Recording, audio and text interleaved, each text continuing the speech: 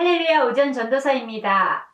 재수가 없으면 뒤로 넘어져도 코가 깨진다라는 말이 있습니다. 그러나 되는 집안은 가지나무에서 수박이 열린다는 말도 있습니다.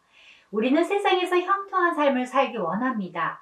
형통의 사전적인 정의는 모든 일이 뜻과 같이 잘 되어가는 것으로 되어 있습니다. 요셉은 불행이 도리어 복이 되는 형통의 복을 받은 자입니다. 성경에서 말하는 형통은 세상에서 말하는 형통과 다릅니다. 요셉을 보면 형통이란 어떤 것인지 잘 알 수 있습니다. 오늘 본문에는 요셉이 형통하였다는 말이 3번이나 기록되어 있습니다. 본문 창세기 39장의 말씀은 요셉의 인생 가운데 있어서 가장 힘들었던 때였습니다. 그러나 성경은 요셉이 형통한 자라 말합니다. 그 비결이 무엇일까요? 오늘은 형통한 자의 기원으로 성경을 배워 오 전도사와 함께 하시겠습니다. 요셉이 이끌려 애굽에 내려가매 바로의 신하 친위대장 애굽사람 보디발이 그를 그리로 데려간 이스마엘 사람의 손에서 요셉을 산이라.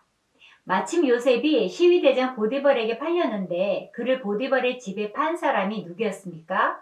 성경은 이스마엘 사람이라고 말합니다. 할아버지 이삭의 배다른 형제 가문이었습니다. 말하자면 아브라함을 고접으로 모신 같은 가문의 사람인 셈입니다. 물론 그들이 요셉을 호의로 대했는지 적의로 대했는지는 모릅니다. 그러나 성경이 이스마엘 사람이라고 기록한 것은 이스마엘도 배 다른 형제 이삭 때문에 쫓겨나지 않았습니까? 애굽으로 내려오는 여정 중에 요셉으로선 자기 신세를 동정해 줄 사람을 만난 것입니다.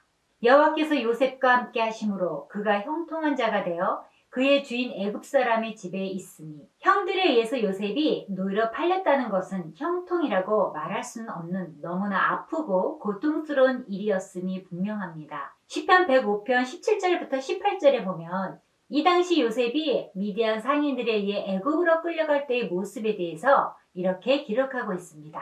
그가 한 사람을 앞서 보내셨으며 요셉이 종으로 팔렸도다. 그의 발은 착고를 차고 그의 몸은 쇠사슬에 매었으니 애굽으로 끌려갈 때 요셉은 편하게 간 것이 아니라 요셉이 도망가지 못하도록 하기 위해서 발에는 착고를 차고 몸은 쇠사슬에 매인 채 끌려갔습니다. 그러니 요셉이 애굽으로 끌려가면서 몸도 그렇지만 그 마음이 정말 괴로웠을 것입니다. 여러분 중에 혹시 가까운 사람이나 또는 친척이나 형제들에 의해 어려움을 당하신 분이 계십니까? 그 배신감과 분노감은 이루 말할 수가 없습니다. 그런데 성경이 만사를 형통케 해줬다고 말하지 않고 그가 형통한 자가 되었다고 표현한 것에 주목하셔야 합니다. 형통한 자란 번영의 사람이란 의미로 이것은 요셉이 하는 일마다 눈에 띄도록 현저하게 나아지는 현상을 말합니다. 온갖 우상 숭배 속에서도 또 이교도인 보디발 장군의 가족과 친척 그리고 이교도인 선임 노예들의 조롱과 핍박 속에서도 요셉은 하는 일마다 형통하였습니다. 눈에 보이지도 않는 하나님, 그래서 하찮은 것으로 여겨지기 쉬울 뿐 아니라 별 효력을 기대할 수도 없을 것만 같은 그러한 하나님의 동행이 요셉을 형통한 자가 되게 하셨습니다. 비결이 무엇이었겠습니까? 여호와께서 요셉과 함께 하심으로입니다. 요셉은 모든 것을 잃어버렸지만 오직 하나, 곧 하나님 신앙만은 굳게 붙잡고 있었습니다. 만일 요셉이 종으로 팔려간 일을 비관하여 형들을 저주하고 운명을 탄식하며 부정적인 생각에 사로잡혀 있었다면 하나님이 그와 같이 하지 않으셨을 것입니다. 하나님은 노예 생활을 하는 요셉에게 함께 해주셨고 하는 일마다 형통케 해주셨습니다. 하나님이 함께 하시는 것이야말로 사람이 누릴 수 있는 최대의 복입니다.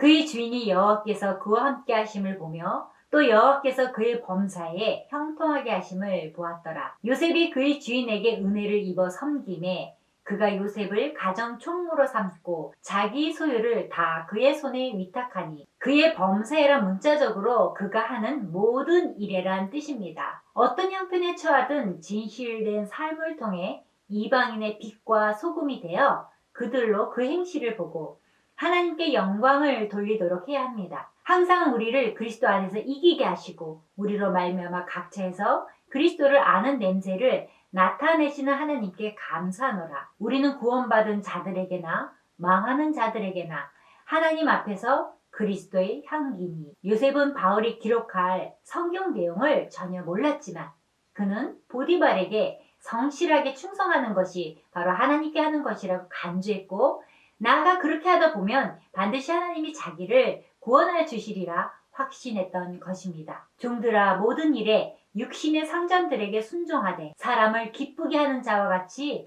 눈 가림만 하지 말고 오직 주를 두려워하여 성실한 마음으로 하라. 애굽의 노예로 팔아 왕의 시위대장, 지금으로 치면 대통령 경호실장의 종이 되었습니다. 요셉의 성실함과 정직함이 뛰어나 주인 보디발의 무한한 신임을 얻게 되었습니다. 주인은 그를 집안의 청지기로 삼아 모든 소유를 완전히 위임하여 마음대로 관리하도록 했습니다. 요셉 이전에 그런 청지기가 분명히 있었을 것입니다. 또 그만한 집이라면 종과 노예가 얼마나 많았겠습니까? 그런데도 전임자를 그만두게 하고 요셉으로 교체했습니다. 시위대장 같은 최고의 관직을 맡은 자라면 당연히 사람 보는 눈이 예리하여 실력을 갖추지 않은 자를 함부로 임명할 리는 만무합니다. 3절의 성경이 기록한 그대로 그는 여호와께서 그와 함께 하심을 보며 또 여호와께서 그의 범사에 형통케 하심을 확실하게 보았던 것입니다. 그가 요셉에게 자기의 집과 그의 모든 소유물을 주관하게 한 때부터 여호와께서 요셉을 위하여 그 애굽 사람의 집에 복을 내리심으로 여호와의 복이 그의 집과 밭에 있는 모든 소유에 미친지라. 여호와께서 요셉을 위하여 그 애굽 사람의 집에 복을 내리심으로 기록하고 있습니다. 하나님은 요셉 때문에 보디발에게 복을 주었습니다. 전혀 믿음도 없었던 보디발은 순전히 요셉 때문에 횡재한 것입니다. 하나님의 복이 요셉 한 사람에게 멈추지 않고 흘러 넘쳐서 그의 주변에까지 미친 것입니다. 요셉과 함께 하신 하나님을 통해 세 가지를 알 수 있습니다. 첫째, 요셉이 가는 곳에 하나님의 증거가 나타나며, 둘째, 요셉이 있는 집, 현장에 하나님이 역사하시며, 셋째, 요셉을 보는 자가 하나님을 알게 됩니다. 주인이 그의 소유를 다 요셉의 손에 위탁하고 자기가 먹는 음식 외에는 간섭하지 아니하였더라. 요셉은 용모가 빼어나고 아름다웠더라. 보디발은 자기가 먹는 음식 외에는 간섭하지 아니하였다는데, 보디발이 음식 문제를 간섭한 이유는 이 간섭은 히브리어로 야다인데, 특별히 이 단어는 부부가 잠자리를 같이 하는 것을 말하는 단어이기도 하지만 애굽인과 히브리인들 간의 식사 규정이 달랐기 때문일 것입니다. 보디발이 요셉을 신임하여 자신이 먹는 것을 제외하고는 다른 어떤 것에도 관심을 두지 않았을 만큼 요셉을 전적으로 신임하였다는 뜻입니다. 그런데 요셉에게 정말 어려운 유혹의 손길이 뻗쳐왔습니다. 7절부터 20절까지 보시면 요셉이 보디발의 아내로부터 유혹을 받고 그로 인해 어려움을 겪는 장면이 나옵니다. 이 당시 요셉은 아마 20대 후반의 나이였을 것으로 짐작됩니다. 그러니까 한창 혈기가 왕성한 때였습니다. 또 본문 6절 하반절에 보시면 요셉은 용모가 빼어나고 아름다웠다고 성경은 기록하고 있습니다. 얼마나 미남이면 성경에 기록되었을까요? 그런데 보디발의 아내가 요셉을 보면서 유혹합니다. 처음 한동안은 천한 옷을 입고 노예 생활을 하던 요셉에 대해 별 관심을 두지 않던 보디발의 아내가 가정 총무라는 지위에 걸맞은 옷을 입고 노예들을 지휘하며 일하는 모습을 보자 그만 노골적으로 동침하자고 유혹하는 것입니다. 이 유혹이 요셉에게 쉬웠을까요? 아닙니다. 요셉이 유혹을 이겨내기 어려운 이유가 몇 가지 있습니다. 첫째는 유혹자가 자신의 생사권을 쥐고 있는 시위대장의 아내라는 점입니다. 함부로 거절했다가 미움을 사는 날에는 무슨 일을 당할는지 모릅니다. 둘째는 요셉 자신이 어려서 부모 형제를 떠나 외국에 종살이를 한 지가 오래되었기 때문에 애정에 잔뜩 굶주린 상태였습니다. 셋째는 요셉은 이성의 눈을 뜨고 이성을 그리는 마음이 강렬해지는 청년기였습니다. 성욕이란 절제하기 힘든 본능적 욕구 중 하나로 이성의 성적 유혹 자체가 아주 이겨내기 어려운 시험입니다. 그런데 9절 하반절에 보시면 요셉이 놀라운 말을 하고 있습니다. 이 집에는 나보다 큰 이가 없으며 주인이 아무것도 내게 금하지 아니하였어도 금한 것은 당신뿐이니 당신은 그의 아내임이라. 그런즉 내가 어찌 큰 악을 행하여 하나님께 죄를 지으리까. 이 말씀을 보시면 요셉이 얼마나 하나님을 경외하는 사람이었는가 하는 사실을 우리는 알 수 있습니다. 요셉은 세 가지 면에서 보디발 아내의 죄를 지적하며 그녀의 양심을 일깨우려 노력합니다. 첫째, 상정과 종의 관점에서 주인의 신뢰를 저버리는 것이 얼마나 큰 악행인가를 인식시켰습니다. 주인이 보잘것없는 자기를 그토록 신임해주는 주인을 배반할 수 없다는 것입니다. 둘째, 윤리적 관점에서 그녀 남편의 존재를 인식시켜 주었습니다. 주인이 단 한 가지를 금했는데 그것은 바로 주인의 아내인 여주인뿐이라는 것입니다. 셋째, 신앙의 관점에서 하나님 앞에서의 순결을 역설했습니다. 그러므로 요셉은 여인에게 내가 어찌 이 큰 악을 행하여 하나님께 죄를 지으리까 라고 말했습니다. 그는 모든 은밀한 것까지도 감찰하신 하나님을 기억하며 이 제안을 단호히 물리쳤습니다. 우리는 하나님 앞에서 호람데오라는 살아가는 존재임을 기억하며 살아야 합니다. 이것이 바로 하나님의 의식인 것입니다. 흔히들 이 기사를 보면서 요셉의 도덕성에만 초점을 맞추는 경향이 있습니다. 그러나 정작 이 기사에서 신자가 배워야 할 내용은 주인께라고 말하지 않고 하나님께 죄를 지을 수 없다고 말한 그의 믿음의 내용입니다. 주인에게 죄를 짓는 것은 너무나 당연하지만 그 이전에 하나님께 범죄한 것이 요셉으로서는 더 큰 문제였던 것입니다. 여인이 날마다 요셉에게 청하였으나 요셉이 듣지 아니하여 동침하지 아니할 뿐더러 함께 있지도 아니하니라. 어쩌다도 아니고 날마다 청하였으니 얼마나 괴로웠겠습니까? 그러나 요셉은 그 끈질긴 유혹을 이겨낼 정도로 도덕적으로 아주 선했다기보다는 모든 죄를 하나님의 관점에서만 해석했던 자였습니다.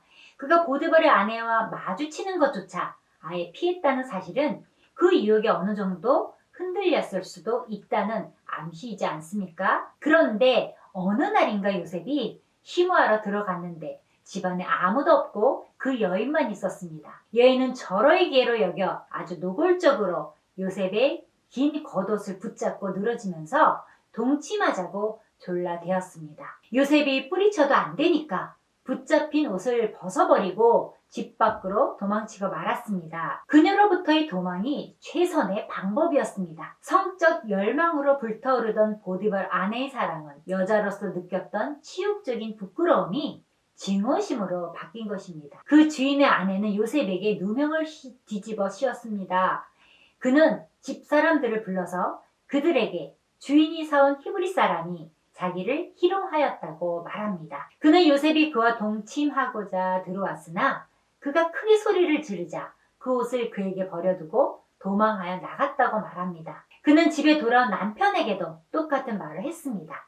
여기서 보디발의 아내가 요셉의 민족을 들먹인 이유는 아마 문제의 핵심을 다른 곳으로 돌려 자신의 혐의를 피하고 히브리인에게 좋지 않은 인상을 가지고 있었던 애굽인들에게 극도의 반감을 불러일으킴과 동시에 평소 요셉이 신속한 출세에 시기심을 품고 있었던 여타의 종들에게 동조감을 형성하고자 했기 때문일 것입니다. 주인은 요셉을 잡아 감옥에 넣었는데 그 옥은 왕의 죄수를 가두는 곳으로 정치범들과 같은 중대한 죄를 지은 자나 신분이 높은 죄수들만이 갇히는 곳입니다. 사실 고대에는 범죄 발생 시 그 자리에서 즉 형에 처하거나 상해배상을 물리는 것이 관례로서 옥에 가둬두는 자유형은 거의 실시되지 않았습니다. 따라서 보디발은 평소 요셉의 성실한 품행과 가정에 끼친 공로를 기억하고서 평소 품행이 당정치 않은 아내의 말을 고지고대로 믿지 않았을 수도 있습니다. 아무튼 이곳은 한번 들어가면 사형을 당하거나 그곳에서 종신형을 살았습니다. 여호와께서 요셉과 함께 하시고 그에게 인자를 더하사 간수장에게 은혜를 받게 하시매 간수장이 옥중 죄수를 다 요셉의 손에 맡김으로 그 재반 사모를 요셉이 처리하고 간수장은 그의 손에 맡긴 것을 무엇이든지 살펴보지 아니하였으니 이는 여호와께서 요셉과 함께 하심이라. 여호와께서 그를 범사에 형통하게 하셨더라. 감옥의 책임자는 감옥에 있는 죄수들을 요셉의 손에 맡겼고 그 재반 사모를 요셉이 처리하였고 그의 손에 맡긴 것은 무엇이든지 돌아오지 아니하였습니다. 그 까닭은 여호와께서 요셉과 함께 하시기 때문이었다고 합니다. 요셉이 감옥 안에서 자신의 무지함과 억울함을 항변치 않고 하나님이 선하신 뜻을 믿고 인내로써 기다리며 주어진 고난을 감수하였음을 여호와께서 요셉과 함께 하시고 그에게 인자를 더하사 간수장에게 은혜를 받게 하심의 말씀을 통해 알 수 있습니다. 하나님의 신뢰를 받은 자가 사람의 신뢰와 인정을 받는 것은 당연한 일입니다. 이처럼 어떠한 처지에서든 낙심치 않고 신실한 청지기로서 최선의 삶을 사는 자에게 하나님께서는 그곳이 비록 감옥이라 할지라도 그의 통치 영역을 확장시켜 주십니다. 마무리합니다. 형통하다는 말은 뭔가 일이 잘 풀릴 때에 쓰는 말입니다. 그런데 요셉이 가장 힘들고 어려울 때 형통한 사람이 되었다고 성경이 이야기하고 있는 것은 무엇을 의미하는 것일까요? 성경에서 말하는 형통은 바로 하나님이 함께 하시는 것입니다. 우리가 인생을 살다 보면 만사 일이 잘 되어지는 때를 순경이라고 하고 마음대로 되지 않을 때를 역경이라고 합니다. 성경을 보면 순경이라고 다 복도 아니요 역경이라고 다 저주요 징계가 아님을 말하고 있습니다. 요셉은 그 역경 속에서 하나님을 모시고 살았기 때문에 축복이 있었고 다른 사람이 볼 때 부러워할 만큼 형통하게 되고 남에게까지 복을 끼치는 영향을 주었습니다. 형통의 근원은 바로 하나님이셨습니다. 우리는 살면서 잘 되는 축복을 받기 원합니다. 그런데 형통의 복을 엉뚱한 곳에서 찾는 경우가 많습니다. 성경은 하나님이 함께 하시면 형통하다고 했습니다. 그리고 하나님이 함께 하시는 형통은 범사의 형통이었습니다. 오늘날 예수 그리스도를 믿는 사람이 바로 형통한 사람입니다. 예수를 믿는다는 것은 곧 하나님이 우리와 함께 하신다는 사실을 의미하고 있습니다. 마태복음 1장 23절에 보시면 예수님의 탄생과 관련해서 이런 말씀이 나옵니다. 보라, 처녀가 잉태하여 아들을 낳을 것이요 그의 이름은 임마누엘이라 하리라 하셨으니 이를 번역한즉 하나님이 우리와 함께 계시다 하니라. 임마누엘은 우리말로 하나님이 우리와 함께 계신다는 뜻입니다. 예수님이 이 땅에 오신 목적이 바로 하나님께서 우리와 영원토록 함께 계심을 나타내기 위해서 성육신 하신 것입니다. 그래서 하나님이 우리와 함께 계시기 때문에 우리가 바로 형통한 자인 것입니다. 샬롬.